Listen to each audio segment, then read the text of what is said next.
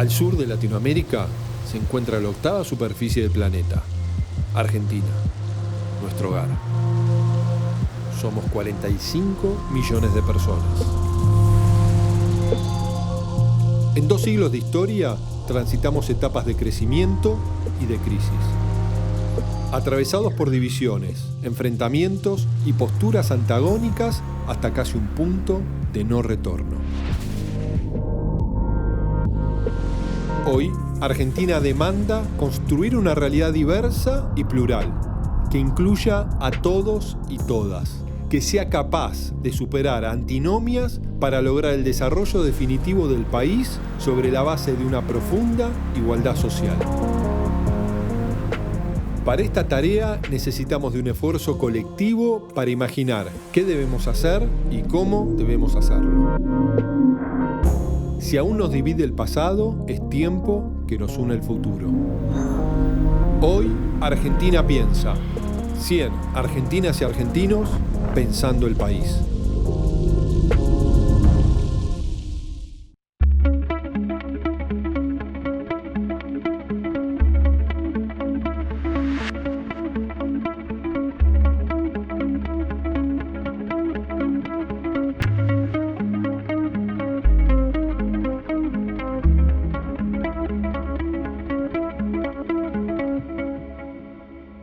¿Qué rol deben jugar los medios de comunicación para fortalecer a nuestra democracia? Yo pienso que el principal problema es la grieta. O sea, creo que la grieta tiene consecuencias económicas. Por otro lado, tenés obviamente que la tecnología ha generado efectos en el cual potencian las personas su sesgo, porque les hace recibir noticias que solamente están en sintonía con sus prejuicios, reconfirmándolos. Es multicausal. Pero bueno, cada uno de los sectores tiene una responsabilidad. Vos mencionaste los medios, a mí me parece que sí, que los medios tienen que saber de que es cierto que colocándose de uno u otro lado se consigue más rating, se satisface las necesidades de la audiencia de manera más cómoda que desafiándola, pero de alguna manera es ganar al póker en el Titanic, porque si luego el país no progresa, ser el triunfador de una economía destruida no es ningún verdadero triunfo. Entonces me parece que los medios de comunicación hasta por egoísmo tendrían que comprender que la grieta es cortoplacismo, es una manera, si vos querés, una nueva forma de sensacionalismo. A ver, yo no creo que somos nosotros los que tengamos que zanjar la grieta, ni siquiera creo que esa grieta debería zanjarse o superarse. Sí me parece que uno tiene que ser más honesto en el sentido de hacer un periodismo donde si estás parado en un lugar ideológico donde todos estamos parados, porque claramente tenemos una mirada personal de la vida y eso es lo que transmitimos, y de la vida política y del país.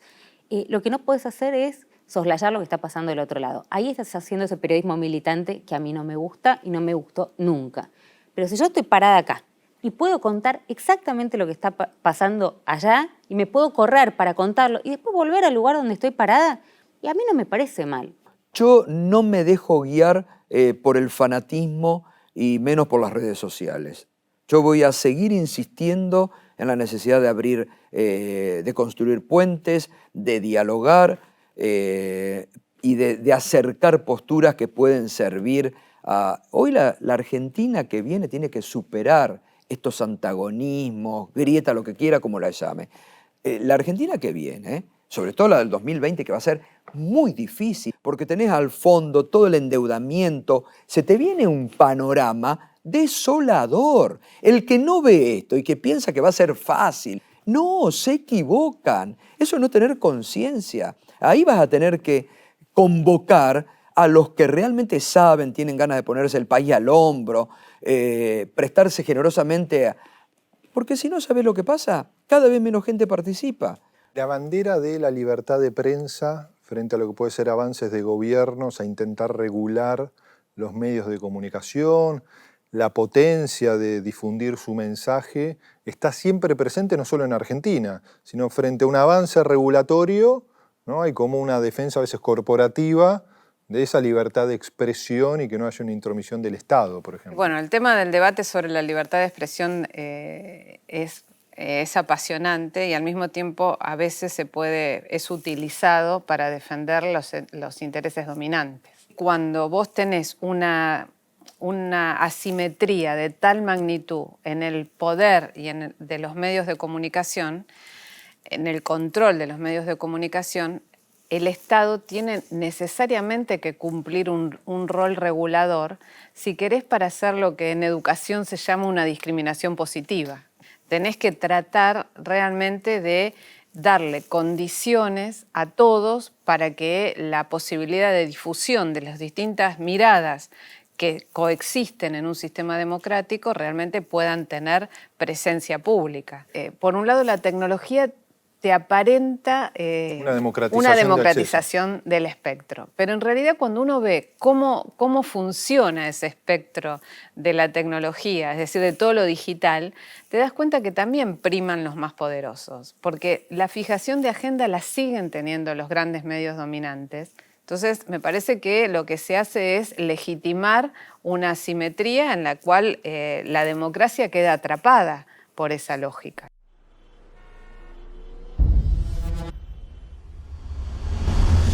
Y esta grieta, ¿no?, que muchos piensan o definen como mal argentino, ¿es exclusivo de nuestro país o es algo que ronda todo el mundo? La conflictividad es constitutiva de todas las sociedades y también de todas las sociedades democráticas. Ahora, en el caso argentino, la grieta tiene o la conflictividad o la identidad del otro político tiene una particularidad que es, vos venís de una matriz muy potente, que es la matriz argentina de civilización y barbarie, y esa matriz coloca al peronismo en la barbarie.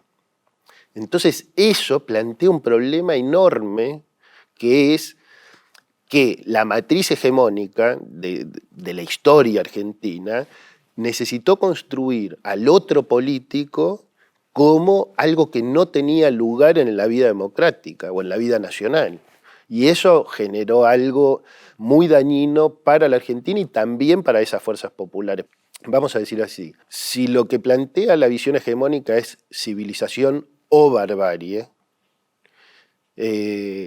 lo que pueden plantear las fuerzas populares podría ser, hay lugar para los dos. O sea, vos ahí tenés que decidir que es, si vos vas a plantear lo mismo que ellos, pero invertido, es decir, no, hay lugar para mí, pero para ustedes no, váyanse con la embajada, o si vos decís, no, vivimos en una sociedad plural donde nosotros podemos ser mayoría, ¿por qué? Porque tenemos un proyecto que abarca al 70-80% del país, y ustedes van a ser minoría. Y esta grieta que transita la Argentina, ¿no?, donde muchas veces, como vos planteás, el adversario se transforma en enemigo, ¿no es algo que impide también la construcción de consensos mínimos para el desarrollo de nuestro país? Por supuesto, y además fue una construcción pensada muy bien por sus asesores. Esto lo dijo ya en el siglo XVII Maquiavelo. Dividir para reinar. Mira qué fácil, dividir para reinar. O sea que esto es una grieta a propósito, porque una de las cosas que nos prometían en campaña era la unidad de los argentinos. Sin embargo, no abren la boca más que para marcar todavía las diferencias. ¿Y cómo superamos esas diferencias? Yo, por ejemplo, incluso a veces hasta no estoy de acuerdo con las feministas que trabajan tanto por el lenguaje inclusivo. Yo digo, bueno, está bien, sí, es una cosa que hay que atender, pero el lenguaje inclusivo, el lenguaje masculino, perdón, es una consecuencia del machismo, no es la causa. No es que porque hablamos en masculino, después hay mujeres que las matan. No, es al revés. Si a mí me hablan con E, pero me cagan a palos, no me importa nada que me hablen con E, con A o con O. En cambio, si yo tengo poder, yo voy a poder manejar las palabras. Y esto lo demostró muy bien Cristina Kirchner, porque ella cuando asumió como presidenta decidió que la E era exclusiva. Presidente, hasta ese momento, era un término totalmente correcto en castellano para decirle a una mujer, porque es una palabra que termina con E. Así que fíjate vos, como si tenés el poder, vas a imponer otra palabra, pero si cambiás la palabra solamente, no vas a cambiar el poder. Argentina supo tener, ¿no?, en el siglo XX, a comienzo del siglo XX, con los años dorados del cine, de la literatura, de la producción cultural. Los libros se editaban... De la música de también, la música, el tango, el folclore. Y los libros se editaban en Buenos Aires, no en España ni en México. No. ¿No? Teníamos también una imagen de cierto, entre comillas, imperialismo cultural, ¿no? De esa expansión que cultural aún hacia América todavía Latina. queda, ¿no? Pues si vos empezás a ver cómo son los vectores de irradiación de cultura, vos decís, bueno, Buenos Aires, ¿dónde mira? Bueno, mira a Londres, a París, a Madrid un poco, a Miami, ¿no? A Nueva York, qué sé yo. Pero claro, cuando vas a Montevideo, vas a Santiago, miran a Buenos Aires. Todo se va copiando, ¿no? De pronto una aspiración de una ciudad del conurbano, de un centro comercial del conurbano, esto me lo ha dicho algún dirigente, es alguna marca, tener un restaurante, una marca internacional. Eso le da pertenencia y existencia, ¿no? Cuando llega a tal lugar un Starbucks, o un McDonald's, o un Burger King. Y cuando vos te fijás en ese Starbucks, este Starbucks es un no lugar. Puedes estar en cualquier lugar del mundo. Exactamente. Si a vos agarran y te dicen, bueno, mirá, te voy a llevar a un lugar, te meto adentro de un lavarropa, me meto en un Starbucks, te suelto y dices, estás en un Starbucks. ¿De dónde? No sé. Lo único que vos sabés es que estás en ese Starbucks. En Barcelona se quejan de que su ciudad está perdiendo, se está convirtiendo en una ciudad más. Te dicen esto es Londres o París. Todas las ciudades empiezan a aparecer por una cultura global que se emana desde un lugar y en el que nosotros, cada tanto como muestra, podemos tirar un sablazo, ¿no? En ese concierto mundial tiramos algo. Siempre hablamos en una charla que hacemos con Daniel Santoro, el pintor, nuestro amado artista plástico, que qué difícil que es explicar que sí, hay parte de Disney que está inspirada en la ciudad de los niños. O sea, Disney hizo una muestra hace unos años sobre la influencia de Disney en la cultura y sus intercambios con la cultura global, y lo invita a Santoro precisamente porque reconoce que hay parte de la inspiración, parece que Disney andaba en esos 50 y pico, ahí por acá por Buenos Aires, que fue a hacer unas cosas al sur, y cuando se pegó una vuelta, la vio y parece que parte de la inspiración. Y de hecho, cuando se ven los frentes, son muy parecidos. El ¿no? ingreso a Ciudad de los Niños. Los niños, claro. Entonces siempre decimos, claro, qué increíble la cantidad de gente que lleva a su hijo, a sus hijos, como una especie de lugar, de destino sagrado. Sí, una tierra santa. Una tierra santa. Por el consumo cultural constante. Ay, tengo que llevar a mis hijos a Disney, que es un lugar que inventó Perón. Al final, ¿no? Siempre decimos, el peronismo está en todos lados. Claro, ¿no? Ya te imaginas, siempre jodemos con eso que llegase, hay un Samid gigante y dice, hola. Pero, entonces no nos podemos creer eso. No nos somos. Vos fíjate que la idea de que el Papa sea argentino, hasta hace 20 años podía ser un chiste. Yo te puedo hacer chiste. ¿Qué pasaría si un astronauta sea argentino, un género? El astronauta argentino que va y hace una parrillada en el espacio, qué sé yo, una serie de pelotudeces acerca de ese limitante en el cual estamos convencidos que así como no mereces aire acondicionado y un celular, vos como país no merecerías figurar en el mundo más allá de ese convencimiento de que somos grandes productores de individualidades. Otra frase hecha, ¿no? Claro, entonces te dan ejemplo, Maradona, Messi, el Papa. Pero bueno, hoy no puedes hacer un chiste sobre un Papa argentino. Y de la misma manera otras cosas no podrían dejar de ser un chiste. Proponernos, creernos que podemos de verdad ser parte o influenciar, ser un foco de cultura, es algo de los cuales cada vez estamos menos convencidos.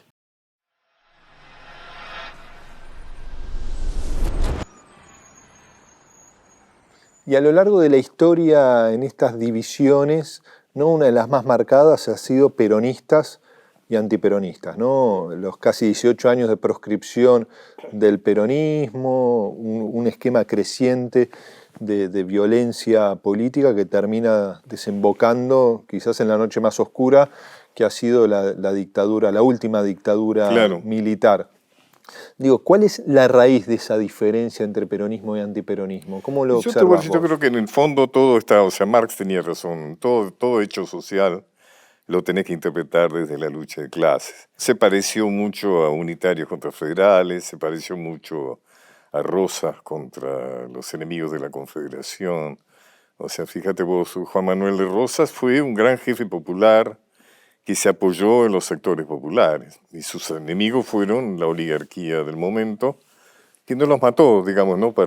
Los obligó a exiliarse a Montevideo. Eso hay que decirle, que dentro de la horrenda fama que se le ha hecho al restaurador, hay que reconocer que su capacidad de violencia fue mucho menor que la de muchos unitarios, digamos, ¿no? Y bueno, y ahí tenés también el proceso de reacción, de qué manera la derecha, cuando realmente se siente amenazada, es capaz de cualquier cosa. ¿Y cómo opera para vos, Pacho, el poder internacional, ¿no? Estas élites económicas, este capital transnacional que no tiene bandera, pero sí tiene capacidad de cooptar o de debilitar nuestras democracias? Claro, es muy interesante porque la Argentina es un terreno en disputa, ¿no? Claramente. El poder internacional ha ido variando su mecanismo de dominación, ¿no? En principio era la dominación de los cuerpos, digamos, ¿no? Con la esclavitud, el dominio del territorio, con las invasiones. Luego se fue sofisticando y ya Inglaterra entendió, por ejemplo, que no valía la pena hacer invasiones a Buenos Aires, sino que bastaba con tener un Rivadavia ahí que de alguna manera fuera su socio interior y que cumpliera con sus objetivos mejor que si fuera un inglés. Y actualmente tenemos mecanismos de dominación que son sumamente sutiles y muy difíciles de percibir, que son prácticamente, tiene que ver con una especie de saqueo del inconsciente, que es hacerte tener actitudes y tener deseos que no tienen que ver con lo que vos realmente necesitas, o que tienen que ver realmente con tu esencia, sino que tiene que ver con necesidades de la sociedad. Que el dominado se percibe libre. Absolutamente, el dominado se percibe y cree que elige. Gustavo, ¿es un lugar común decir que a los argentinos nos cuesta dialogar, ponernos de acuerdo en el rumbo que debería tener la Argentina? Bueno, creo que tenemos mirada de países diferentes. Yo hice un documental del conflicto del campo y el gobierno del 2008 que se vio por 360 TV.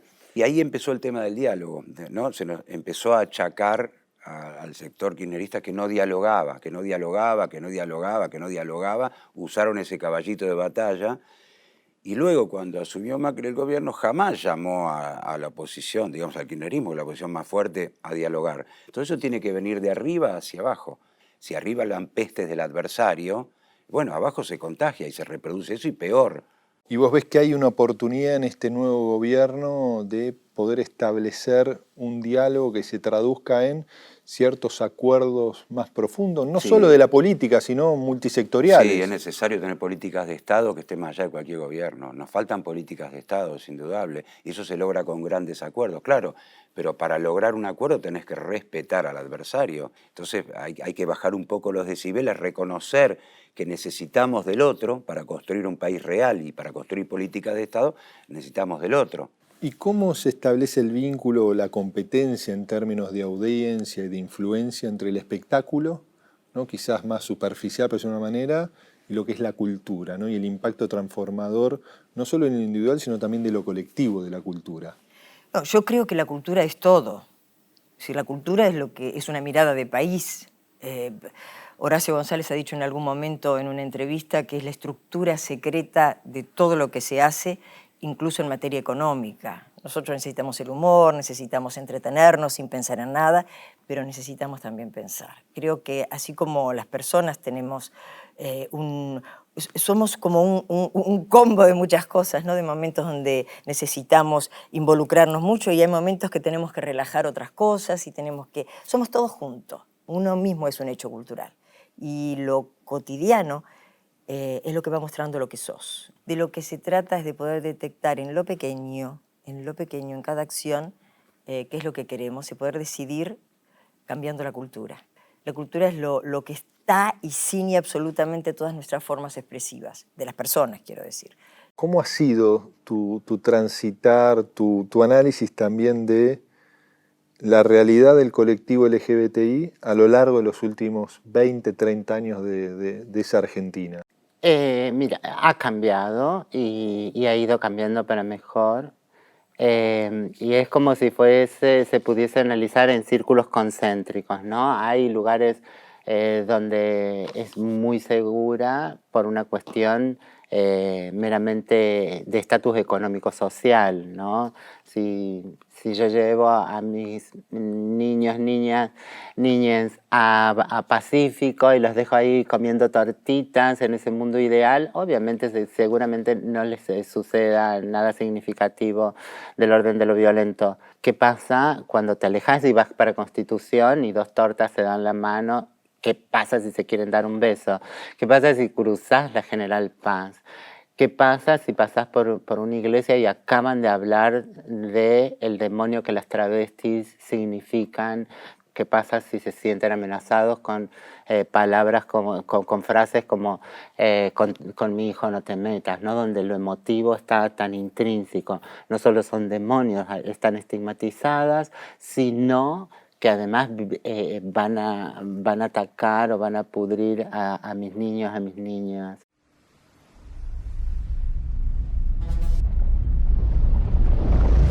Pedro, ¿cómo es el país que vos soñás? Es un país donde reina el amor y la igualdad.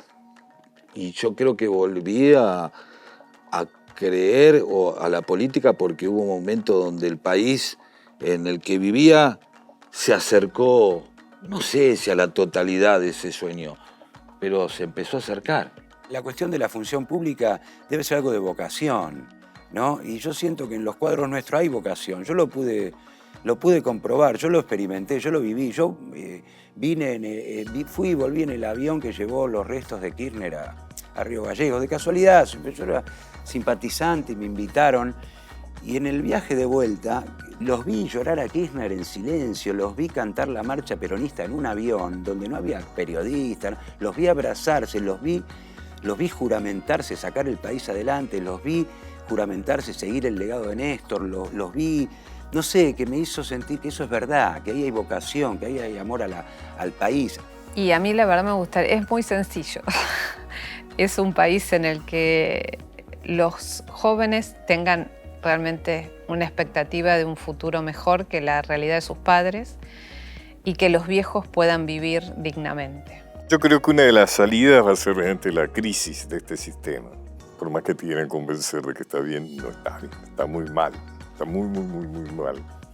Y eso yo creo que es el fermento, obviamente, de la posibilidad de la aparición de algo distinto, de otros líderes, de otros pensamientos, otras ideas.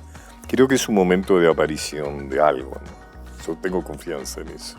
¿Y cómo es el país que soñás, Romina?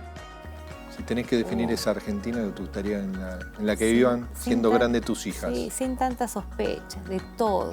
Vivimos en estado de sospecha permanente. Y creo que eso nos hace mucho menos amables, afables, permisivos, digamos, a la mirada del otro, porque la mirada del otro es amenazante. Yo sueño una Argentina que sea parte de América Latina, de la patria grande, que no tenga ningún tipo de injerencia ni Estados Unidos ni ningún otro país poderoso sobre nuestros recursos. Mira, una de las cosas que a mí me parece fundamentales es que alguien tenga trabajo, la mujer, el hombre, las diversidades, las distintas identidades, que puedan trabajar libremente, que nadie sea condenado porque elige una cosa u otra, sino que pueda ser y hacer lo que desea sin ningún daño a las demás personas. Yo aspiro a un país realmente con un estado de bienestar que es posible. Hay que recuperar lo bueno de Alfonsín, lo bueno que tuvo Néstor Kirchner, lo bueno que tuvo en algún momento el gobierno de Cristina Kirchner. Digo, de estos grandes líderes hay que hacer síntesis y proyectar el país. ¿Qué es lo que más hicimos los argentinos en los últimos 50 años? Privatizamos, estatizamos, fuimos para la derecha, fuimos para la izquierda, muchas veces en algunos casos como de la derecha hacia extremos. Pero hay algo que siempre se mantuvo, gobierne quien gobierne, incluso las dictaduras militares, es la grieta. Es que en nuestra sociedad está en disputa hasta la historia. Siempre la historia se resignifica en el futuro. Yo creo que el problema que nosotros tenemos con la historia es que no podemos resolver el presente. En el momento que resolvamos el presente nos vamos a poner de acuerdo con la historia. Las trabas nunca pensamos, Nadia Chazú, Loana Berkins, nunca pensamos que íbamos a tener demasiado éxito en que la policía nos deje de perseguir sistemáticamente, violentar, coimear, golpear, encarcelar. Lo que nos guiaba era la posibilidad de que los niños, las niñas que nacieran no nacieran en el mundo tal como vinimos. Bueno, tan cruel. Tan cruel. Hoy tienen una ley de identidad de género, hoy hay una ley de matrimonio igualitario, hoy se está discutiendo por el derecho al aborto seguro, legal y gratuito. Bueno, las luchas de hoy son los derechos del mañana, se dice. Sí. En ninguna especie viva el poderoso reparte equitativamente, si no hay una regulación que le obligue a considerar al otro como un igual. Entonces, la esperanza se funda en eso, se funda en definitiva en mantener con esfuerzo la esperanza en la condición humana, ¿no? En que el egoísmo no sea lo que prime.